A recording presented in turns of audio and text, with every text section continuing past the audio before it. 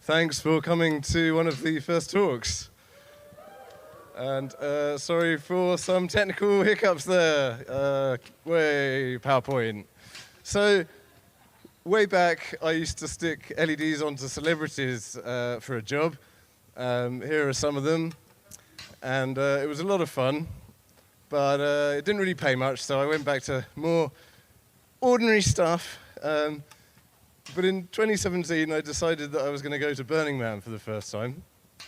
I definitely recommend it. It's not for everyone, but I had a great time. And I thought, well, Burning Man, you kind of need some wearable blinky because at night, unlike EMF Camp, you can't really light the whole site because it's miles and miles across. And people are cycling and driving, and there are drunk people and other kinds of people. So most people just wrap some EL wire around themselves or some LED tape or something, or they stick it onto their bicycle.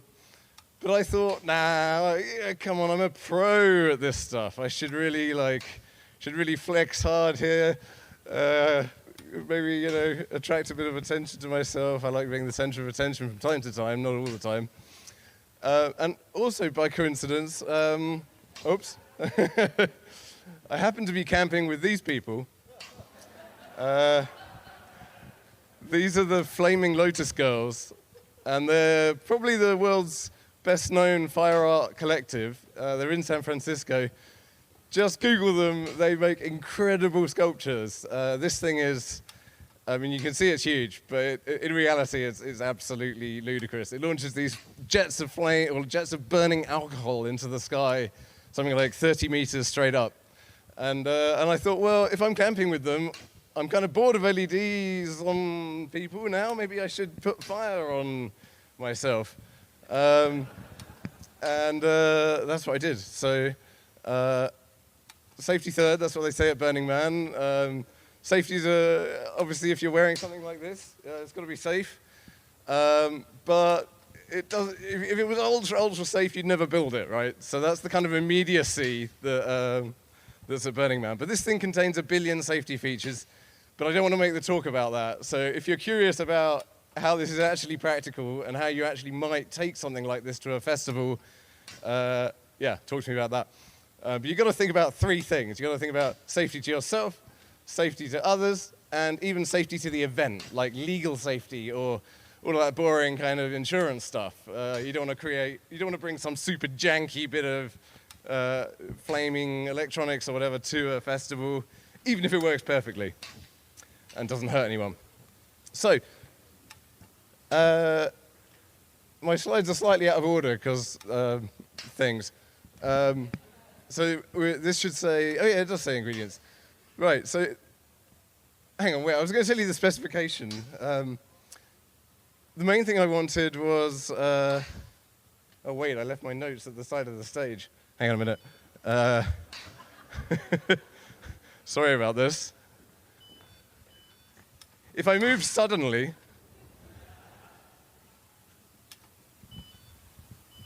so you'll notice if I'm moving very rapidly, then my hat will not fire because that's unsafe, right? So, there we go.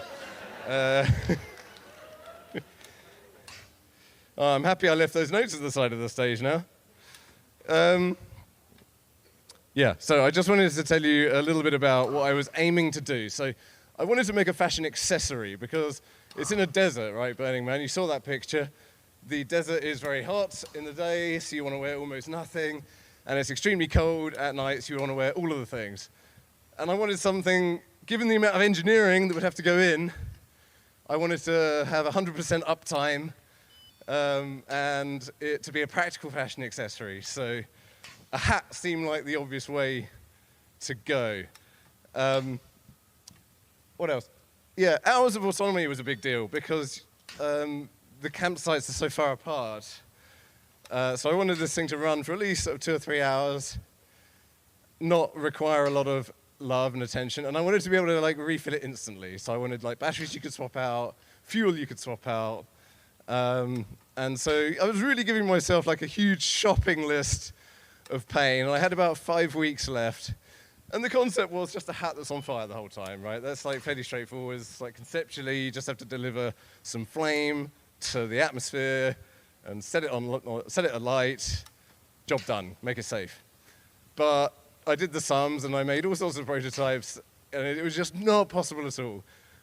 Just the amount of fuel consumption was just astronomical. I could have done it maybe with liquid fuel, but that's really dangerous. So I thought, okay, it has to be a poofer. It has to be something like this, which stores up a bit of gas and then bam. And it's all about making the most bam out of the tiniest mass of gas possible. So each of these poofs is a mere 20 milligrams of gas, butane.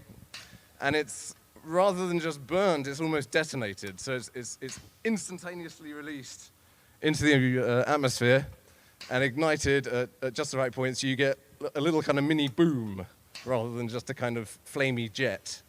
And obviously that multiplied everything by a factor of 1,000,000. So yeah, it took up a lot of love, but yeah, I had a great time building it.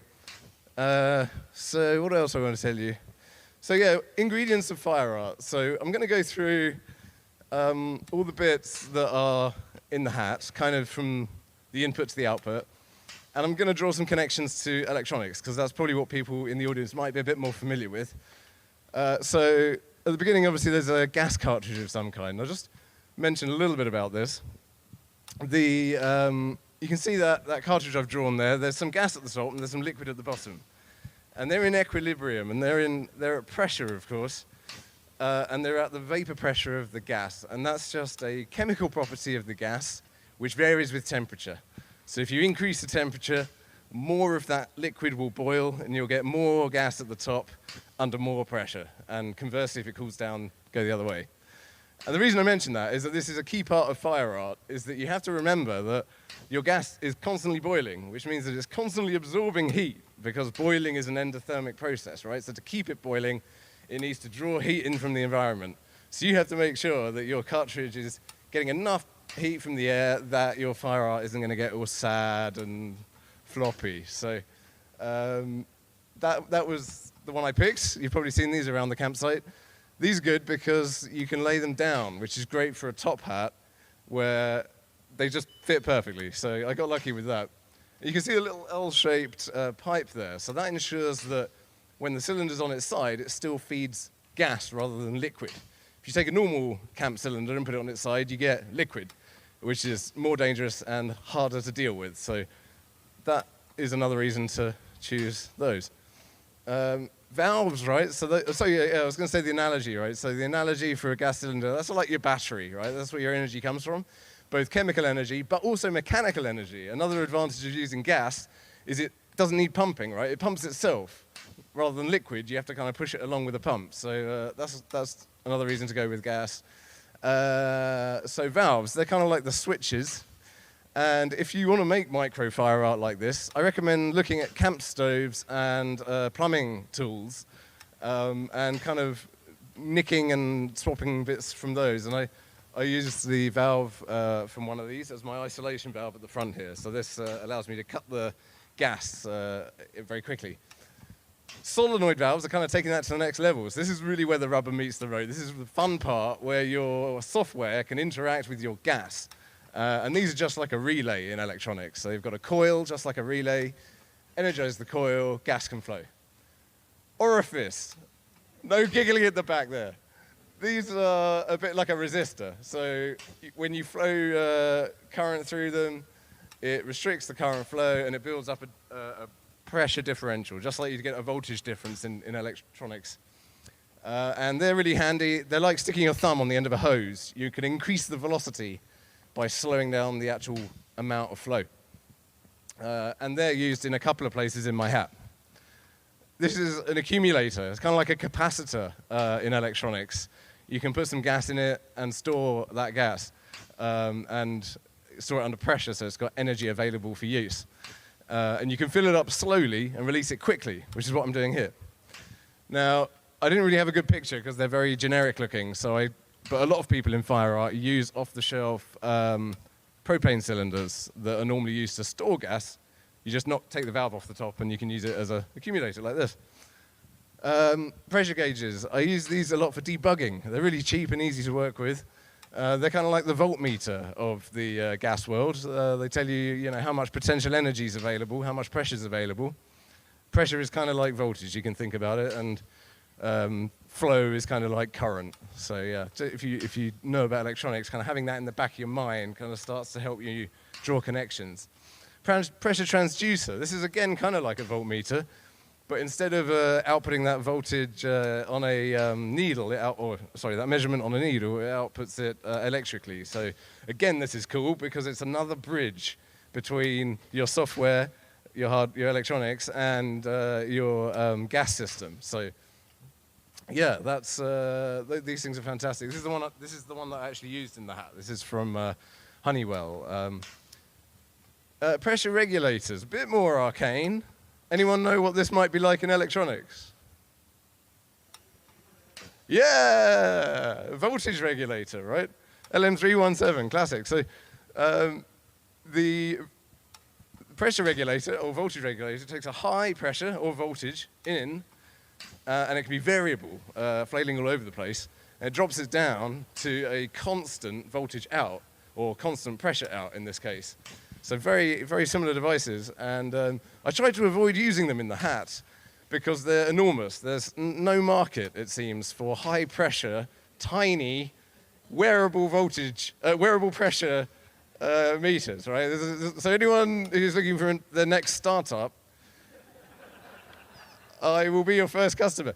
I had to actually make this one from scratch. There was no way around it. I had 2 days left before I was going on a plane to Burning Man, and I discovered that I had to make a pressure regulator, and it worked. I made it out of a Schrader valve from a bicycle inner tube and some machined components, and there's this little piston, and the piston gets pushed to the right-hand side. I can't flip that around. Push one way against the spring, and the spring sets that output voltage. So if the pressure drops, the spring pushes the piston one way, that lets more gas in.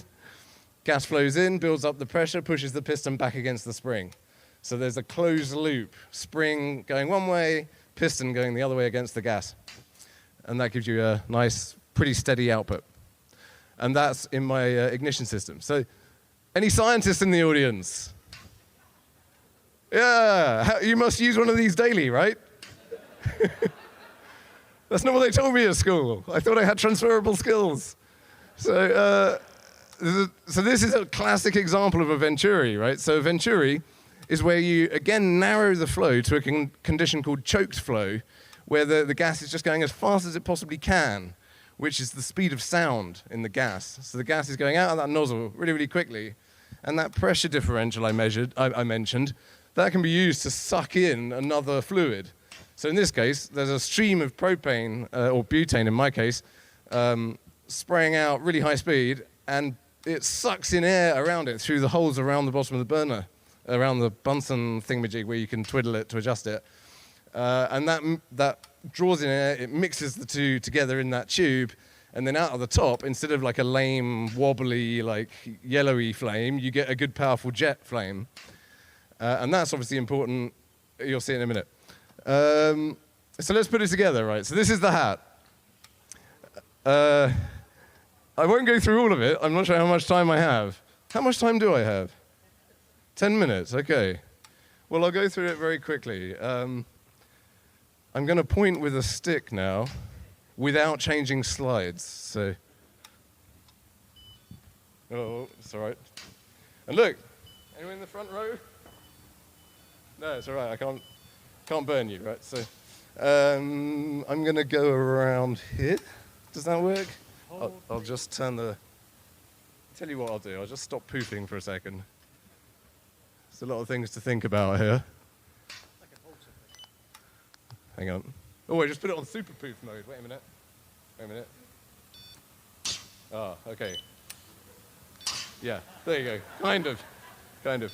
If it runs for too long, because of that vapor pressure, if it's a cold day, it doesn't have the full pressure. Oh, hang on. If it's been running for, yeah, thank you.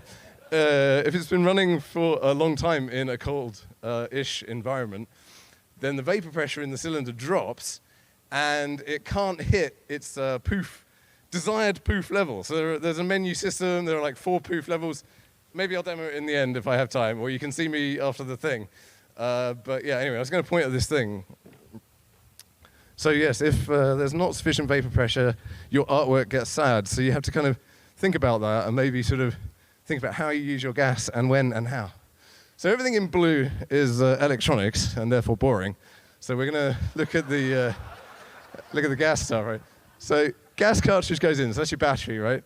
Connector connects it to the system. Then we've got an isolation valve. This is a screw gate valve that I took from a Primus stove, camp stove. I don't know why it's jiggling, but never mind. The frame. So that can cut off the gas supply very quickly, so it's nice and safe. Then there's an orifice plate, so that limits the flow rate in, because the flow rate might be massive if the gas's pressure is really high, or it might be really slow. So this orifice just gives you like an upper limit on how quickly gas is going to flow into the system. Gas then flows into this solenoid valve, and if the software is happy about it, it turns on the valve. So that's going to start poofing. So you might even be able to hear a click. One more. You hear that click? Yeah. So that's that guy. That lets in gas. That goes up into this accumulator. Builds up pressure in there. The pressure transducer is waiting for that 20 milligrams of gas to accumulate.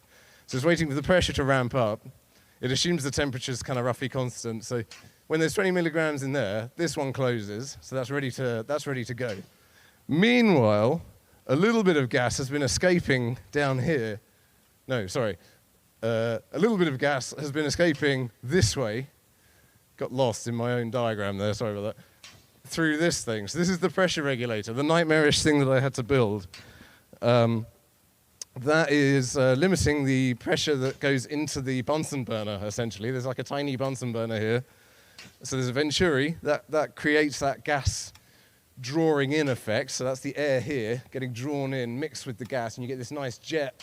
You know, like those jet sort of cigarette lighters with the blue flame. It's exactly like, in fact, it is one of those. So that's that. Gas flows in there, so you've got this little flame going all the time, waiting, well, all the time this valve's open. So when the accumulator's ready and the pressure transducer says, then the software closes that valve, opens that valve rather, and dumps all of that gas instantly into the burner. So that's like a capacitor. It's been like slowly ramped up in charge, and then boom, all of that charge is dumped through the solenoid valve, through this venturi, which draws in air to make the actual big poof flammable. And then everything mixes together, gets lit by the jet. At some point there's a spark which comes out of this high voltage generator. The spark ignites the little Bunsen flame. I probably should have practiced this bit.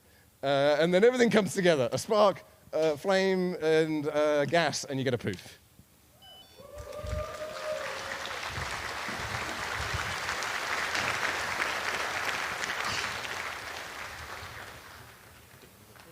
Cool, thank you. Okay, right, so what's next? So I think we're going to click through a couple of close-up views. So sorry these are not edited very nicely. But this is kind of the general view. This is like the cyberpunk side of the hat. And this is the kind of steampunk side. Obviously cooler. And here I think I might point again. So this is where I might ask you very kindly I can do clicking. Do some left, right, left, right. Okay. Great, thank you. So I'm just going to very quickly go through that again in more concrete terms, right? So that you can see what all the individual bits look like. So there you are. So if we go, so this is the overview, yeah. Next slide, please. So yeah, so here's the input. So this is a little tap, the valve that I stole from the Primus thing. There's the butane cylinder there. That's the accumulator there. Next slide, please. That's from the back, so you can see it's all nicely packed in. Again, that's the accumulator. And here's this output tube. So you see it's like quite fat. So it's got enough cross-section to get that really quick flow in. Up here, you can see this venturi here. So that gas is going to fly really super high velocity out here. And those holes there allow air in. So that's where the mixing happens. Next slide, please. Click.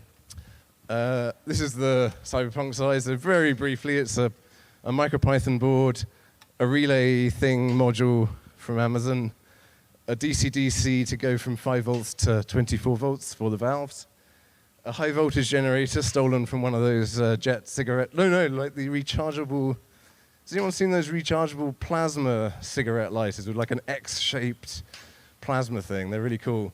So they don't need any fuel other than USB fuel.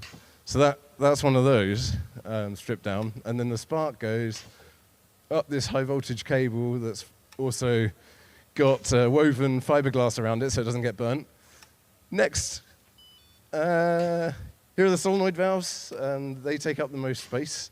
So I really wanted to have a third one controlling the pilot light, but it just wouldn't fit anywhere. So that's what led to the whole adventure with the pressure regulator and all that malarkey. Next. Oh, actually, no, sorry. Go back, please. Yeah, there's the pressure transducer, right? So that thing's got the electrical input there, gas input there, and it just converts gas pressure to voltage. Very, very convenient. That's my little regulator there. So there's the sliding element inside. Spring here. Little screw here. You can adjust the spring pressure, which adjusts the gas pressure. And then there's like this little connector here, so I can take the whole top deck off if I need to, and unplug it here. Cool. Okay, next. Okay, there's a slow-mo video. Actually, maybe just go back, please. Will that restart? Yeah. So just when I say next, hang on a sec, just look at how that pilot flame starts to burn, right? So it's going to be about here. Ready? Okay, next. So there's a little spark, and then it comes out like that. And then some seconds pass. This is really long. I wanted to edit out the middle bit, so let's just pretend it's not happening. But what it's doing at the moment is it's charging up that accumulator with gas, and it's waiting for that threshold pressure. There we go, it's coming out. Woo! Cool. How much longer do I have? How many more minutes? 3? Keep going. 3, 2, 1. Okay. So what I'll do now is I'll show you a couple, like one more feature of the hat, and maybe, gentlemen, I'm so sorry, I didn't get your name. I forgot your name. Okay, click again. Cool. Can you just flop back and forth, like when that?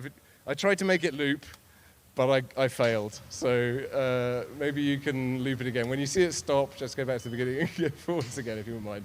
Just go left and then right. And that'll give me a couple of minutes to just warm up this cylinder. So we're going to do a science experiment now, right? So a bit of science. This is how much flame we've got at the moment. If I put it on super, that's super. Yeah. If it's really still, you get smoke rings. So super poof mode, just again, hang on, that's ordinary. This is super. It's getting there, it's thinking. And that do means, oh, I couldn't do it because you've asked too much of me. I asked for, I think it's 200 kilopascals is what I'm asking for when I press that button. And it can't manage it because it's too cold. So I've got a hairdryer. So while I fetch the hairdryer,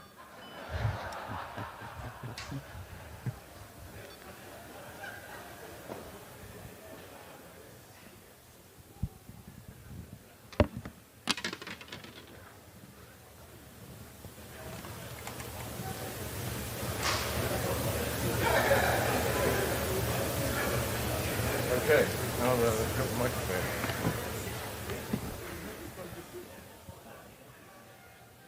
Okay, we're coming back on stage. On the stage, I think would be good. If there's a plug somewhere. I was told there was one somewhere. I should have done this before, but it was hectic.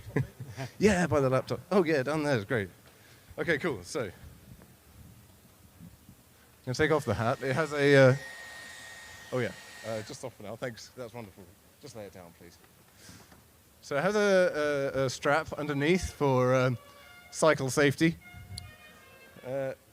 which for real, because at Burning Man everybody cycles. So I wanted to be able to wear it cycling, and indeed I did. But the main reason for it is to stop drunk people wrestling the hat off your head. So also important. So I'm going to take the cylinder out. Turn off the valve. Undo the cylinder. Just like, and it's really cold. Really cold. It's like 5 degrees. Okay.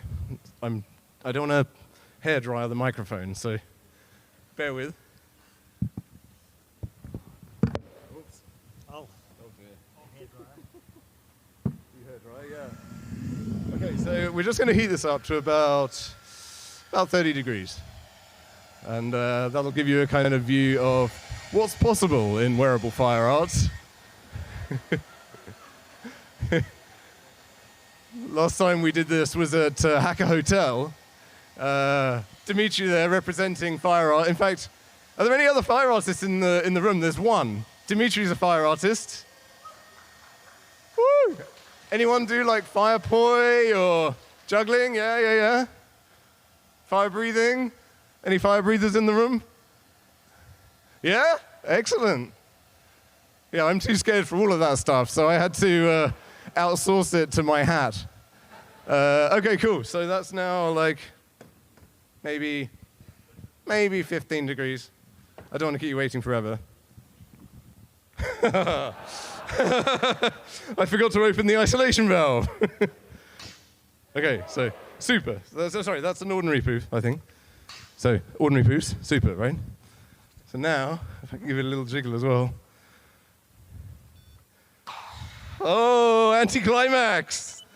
If it's too quick, if it's too much pressure, sometimes it blows out the pilot flame. That's why the, oh no, guys, come on. That's why the little pressure regulator had to exist in the end, because sometimes that pilot flame blows itself out. Yeah, there we go. Cool.